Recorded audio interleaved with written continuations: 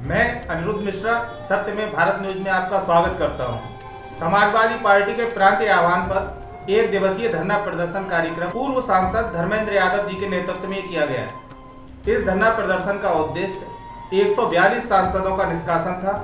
आइए जानते हैं धरना प्रदर्शन में वक्ताओं द्वारा क्या कहा गया। इनमें सभी मेरी पार्टी के सम्मानित नेतागण, जिले के कोने कोने से पधारे हमारे समाजवादी साथियों और पत्रकार, पार्टी के राष्ट्रीय अध्यक्ष जी द्वारा कल ही शाम को निर्देश हुआ आज के धरने का, और प्रदर्शन का निर्देश नहीं था।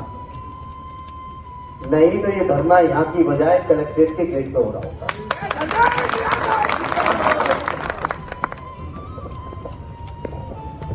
क्योंकि मालवीय आवास गृह में भी आजकल सुना अनुमति नहीं दे रहे हैं।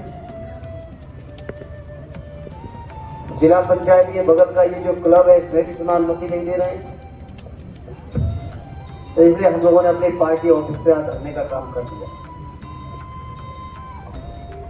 और अभी तो धरना देना है, पार्टी का निर्देश होगा, अधिकारी भी सो गए होंगे, तो अगला कार्यक्रम फिर कलेक्ट्रेट पे ही होगा, डीएम साहब के दफ्तर के बाहर। जहां तक आज का कार्यक्रम है, मैं समझता हूं हम सबके लिए, सब देशवासियों के लिए इससे ज्यादा खराब बात नहीं हो सकती कि देश के चुने हुए लगभग 142 और अब समय 146 सांसद तक संसद से बाहर कर दिए गए, निष्कासित कर दिए गए। और निष्कासित जिन कारणों पे किए, ये सही है कि घटना नहीं होनी चाहिए। संसद हमारे देश की लोकतंत्र का मंदिर है, उसकी सुरक्षा होनी चाहिए। लेकिन साथियों, चिंतन मंथन करो, जिस सांसद के रिकमेंडेशन पर, बिना सांसद के रिकमेंडेशन के कोई भी दर्शक दीर्घा में नहीं जा सकता, और मैसूर के जिन सांसद की रिकमेंडेशन पर वो नौजवान संसद के अंदर तक गए, उस सांसद के ऊपर कोई कार्रवाई न स्पीकर साहब ने की, न भारतीय जनता पार्टी ने की, न कोई सार्वजनिक बयान अभी तक आया, न उनके ऊपर कोई जांच कमेटी बैठी। देश के अंदर मुझे भी आप सबके आशीर्वाद से 15 साल सदन में रहने का मौका मिला। जब कोई देश के अंदर घटना होती, दुर्घटना होती, इस तरह की कभी भी बात हुई, सरकार में कोई भी रहे हो, सरकार की जिम्मेदारी होती है कि चलते हुए सत्र में अगर कोई बात हुई है तो सदन में आके सरकार उस मामले को संसद सदस्यों को भी बताए और संसद के माध्यम से देश की जनमानस को भी बताए। लेकिन जब तक इन सांसदों का निष्कासन नहीं हुआ, तब तक गृह मंत्री जी लोकसभा में नहीं घुसे, राज्यसभा में भी नहीं गए, और 142 सांसदों को बाहर निकाल के संविधानों के संशोधन, कानूनों के संशोधन, आईपीसी, सीआरपीसी और एविडेंस एक्ट के संशोधन लेके सदन के अंदर पहुंच गए। ये है देश की संसद और लोकतंत्र में बीजेपी के लोगों की आस्था और निष्ठा। कई साथियों ने आगाह किया है, और मैं उन साथियों से अपने को जोड़ते हुए कह रहा हूं, और मैंने कई बैठकों में इस बात को कहा है, आज इस बैठक में भी दोहरा रहा हूं। बैठकों में मीडिया नहीं रही, मैं जानता हूं मीडिया के साथियों के कैमरे सामने। ये चुनाव जो आने वाला लोकसभा का चुनाव है, केवल बदायूं से अगर धर्मेंद्र को या हावड़ा से जो समाजवादी उम्मीदवार आए या बगल से कोई तीसरा उम्मीदवार आएंगे, केवल इन उम्मीदवारों को चुनाव हराने जिताने का नहीं मसला है। मसला शुद्ध एक ही बात का है, और तय करना पड़ेगा समाजवादी साथियों। मसला इस बार केवल देश के संविधान और लोकतंत्र को बचाने का है, उससे नीचे कोई मसला नहीं है। हम एमपी नहीं थे 5 साल, कोई प्रलय नहीं आ गई, नहीं फर्क पड़ा हमारे मनोबल के ऊपर। बधाई का भी हार के मैंने बोला था कि मैं चुनाव हार के मत नहीं आ रहा हूं, आजमगढ़ में भी जाके मैंने यही बोला था, और आज भी मैं कहता हूं कि मैं कहीं से हिम्मत नहीं आ रहा हूं। लेकिन साथियों, देश के जो हमारे बुजुर्ग हैं, हमारे पुरखे हैं, स्वतंत्रता आंदोलन के जो हमारे नेता रहे, हमारे आपके बुजुर्गों ने ही छोटी कुर्बानी दी होगी, बड़े नाम भले ही हमारे बुजुर्ग पे न रह पाए हो, लेकिन अपने अपने इलाके में और गांव में आजादी के आंदोलन की लाई देश के राष्ट्रपिता महात्मा गांधी जी के अनुरोध पर जब भारत छोड़ो आंदोलन चला, तो शायद हमारे आपके कोई बुजुर्ग ऐसे होंगे जिन्होंने अपना योगदान न दिया हो।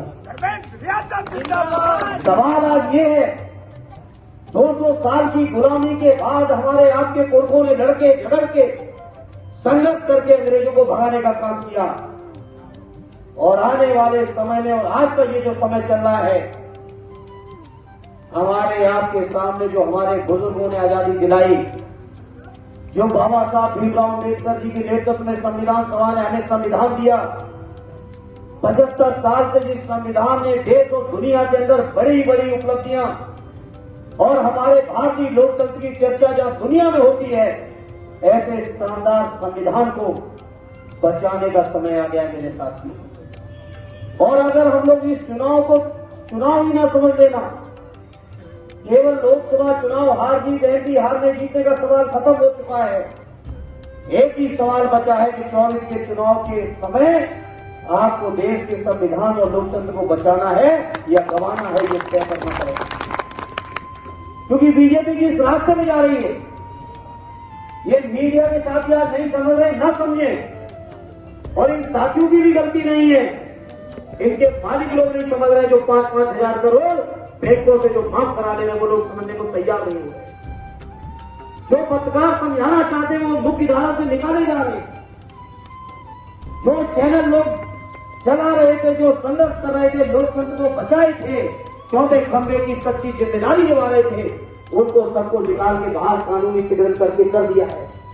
ये लोग आज समझे ना समझे, लेकिन ये तय मान लेना 24 के बाद आपको भी चौथा खंभा कोई कहने के वाला बचेगा नहीं। ये सब तक सामने है। 142 सांसद निकाले जाते हैं सदन से, और देखिए टेलीविजन पे कोई डिबेट नहीं होती है, और एक सांसद ने अगर कोई अमर्यादित आचरण कर दिया है, अगर आपको लगता है अमर्यादित है, तो जाइए, उसके लिए न्यायालय बना हुआ है, जाइए मानहानि का मुकदमा कर लीजिए।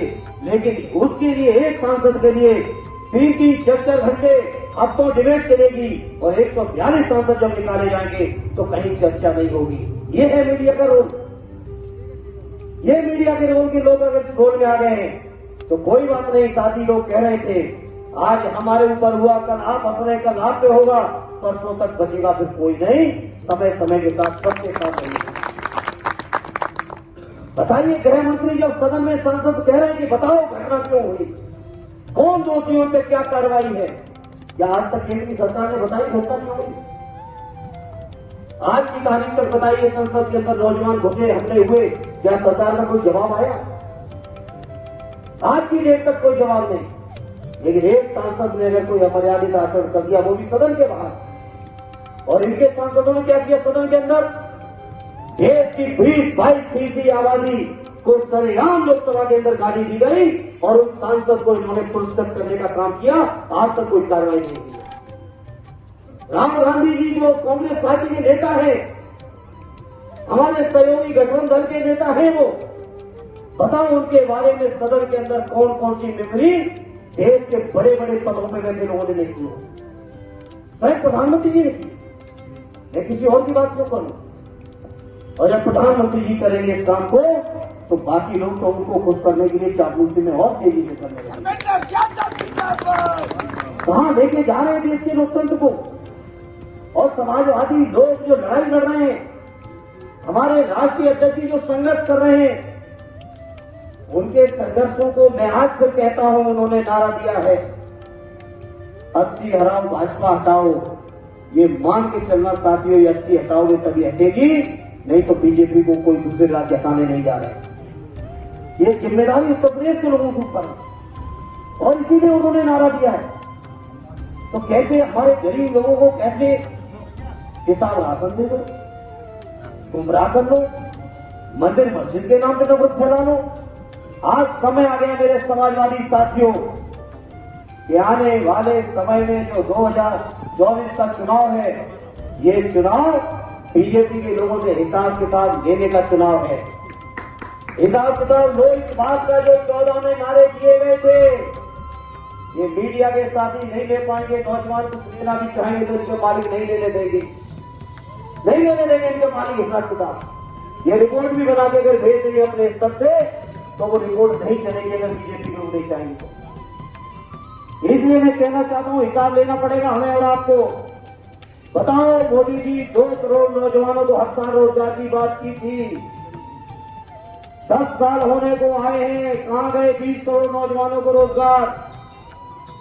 बताओ मोदी जी आपने ही कहा था कि बहुत हुई महंगाई की मार। जब महंगाई की मार के आप नारे दे रहे थे तब तो डीजल और पेट्रोल 60 के नीचे था, गैस तब केवल 450 के नीचे थी।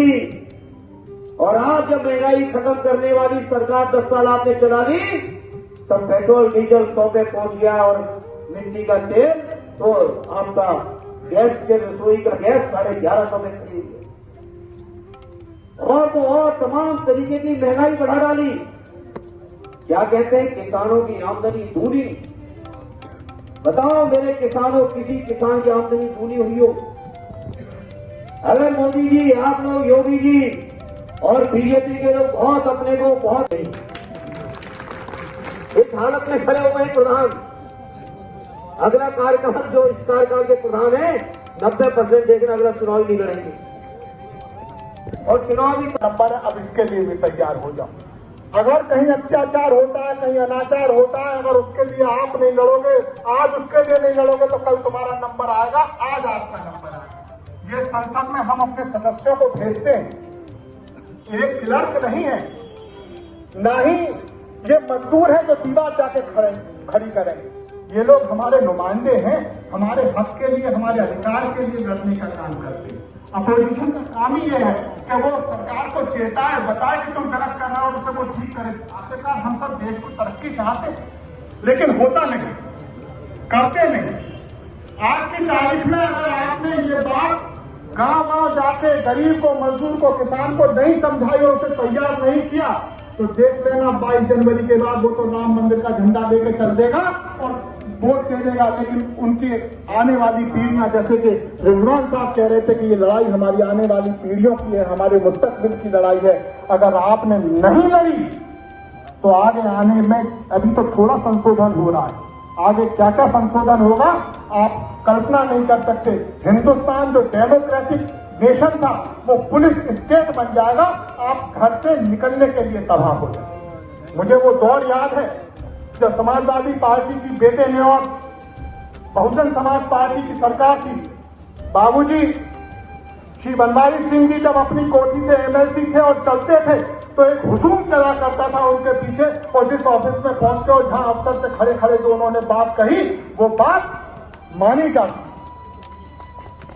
श्री सुरेश पाल सिंह चौहान साहब को याद होगा कि एक बार इतना जबरदस्त धरना प्रदर्शन हुआ कि पुलिस लाइन की दीवार को ढा दिया।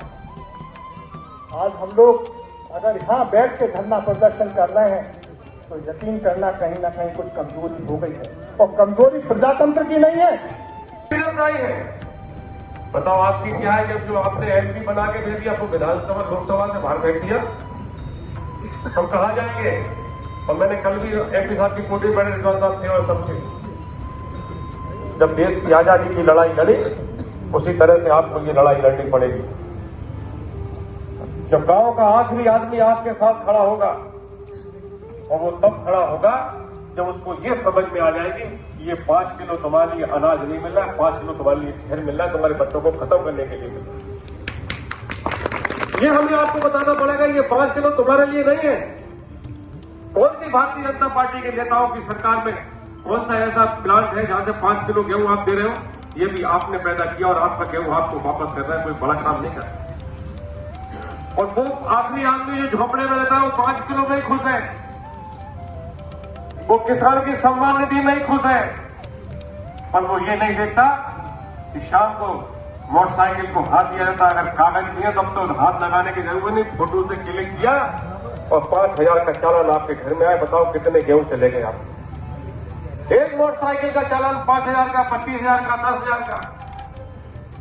और अभी तो एक हमारे साथ कोई साथी चला गया था कोर्ट में, 2 मिनट के अंदर अंदर उसके 2 चालान हो गए और आधा किलोमीटर के अंदर, और जज साहब ने तलब कर लिया उसे कि बताओ भाई एक मोटरसाइकिल इतनी जल्दी यहाँ पहुंच कर सकती है, क्योंकि उनके यहाँ एक भी फोटो 2 जगह क्लिक हो गया, एक ही अधिकारी द्वारा। तो ये केस आपके साथ हो रहा है, आपको इधर से देते हैं और इधर से वापस कर लेते हैं। ये कानून भी वही है, ये कानून वही बन रहा है कि आप अपनी बात को कह नहीं सकते, उठा नहीं सकते। इसीलिए मैं कहता हूं कि अब जागने का वक्त है। आज हमारे बीच में माननीय हमारे नेता माननीय धर्मेंद्र यादव और